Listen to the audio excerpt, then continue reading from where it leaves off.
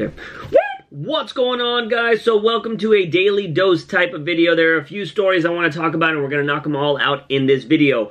First up being that Raven has been cast in the new Titans show. If for some reason you don't know already, DC is developing a Titans show that is going to consist of Starfire, Beast Boy, Nightwing, Raven, and actually those are the only ones that have been announced so far. So yeah, right now, one of the 4 characters that we know that are going to be in this show has been cast, and that Raven character is going to be played by Tegan Croft. Now, Tegan's resume isn't really that big because she's only 13 years old, which is very interesting that, you know, the Titans have cast a real-life teenager for a Titans show that is not called Teen Titans. So it's going to be really interesting to see what they're going to be doing with this show. I personally think that we can probably expect Beast Boy to also be around 13, because maybe they're going to play with that whole, you know, Raven, Beast Boy romance that happened kind of in the cartoon. And then I also think that Starfire and Dick Grayson will probably be older because, well, we know Robin was a teen and then he becomes Nightwing.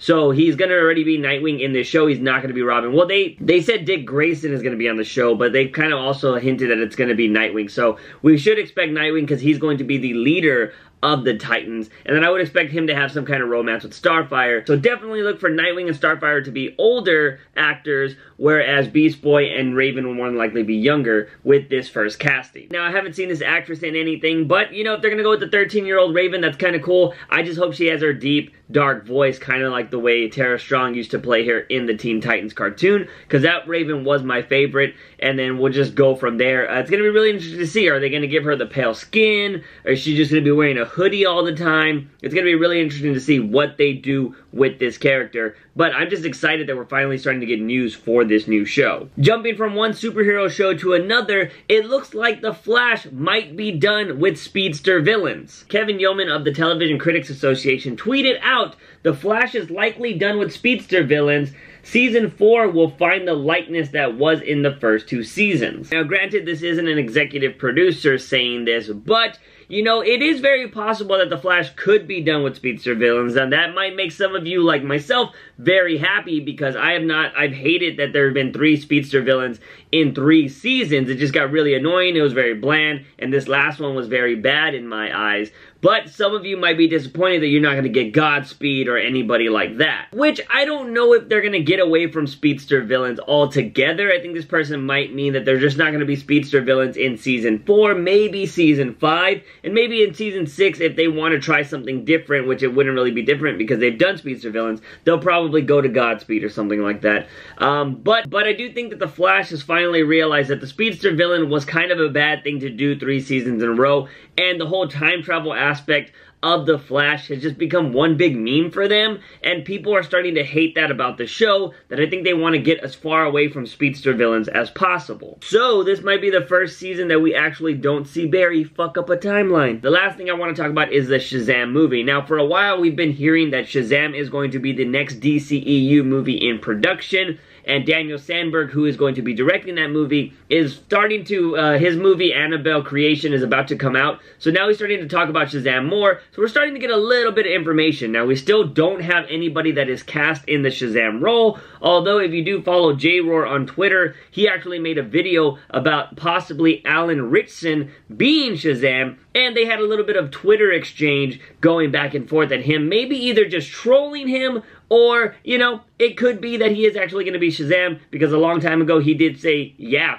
he was going to be Shazam. But until we get an official confirmation, we don't know if Alan's just trolling fans or if he's actually going to be in this movie. But the director has been asked what we could expect from this movie, and he was quoted saying, "I think this will be one of the more fun or light-hearted movies so far in the DC universe. It certainly will be a departure. Basically, don't expect this movie to be really dark. It'll probably be the closest to a Marvel movie we'll ever get. I think it is going to be very comedy-based. It's probably still going to have some really awesome scenes in it, but I do think it's going to be a little bit more lighthearted because this does involve a 10-year-old kid that becomes a superhero. And speaking of that, he had this to say about that particular thing. "The big attraction for me with that character is the fact that every kid dreams of being Superman, right? I mean, I certainly did, and Billy Batson is a kid that gets that chance. he gets to become a superhero, so it'll be big with superpowers in a way. So with those 2 quotes, you can start kind of building a vision of what this might be like. Now, I don't know, personally, I like Alan Ritchson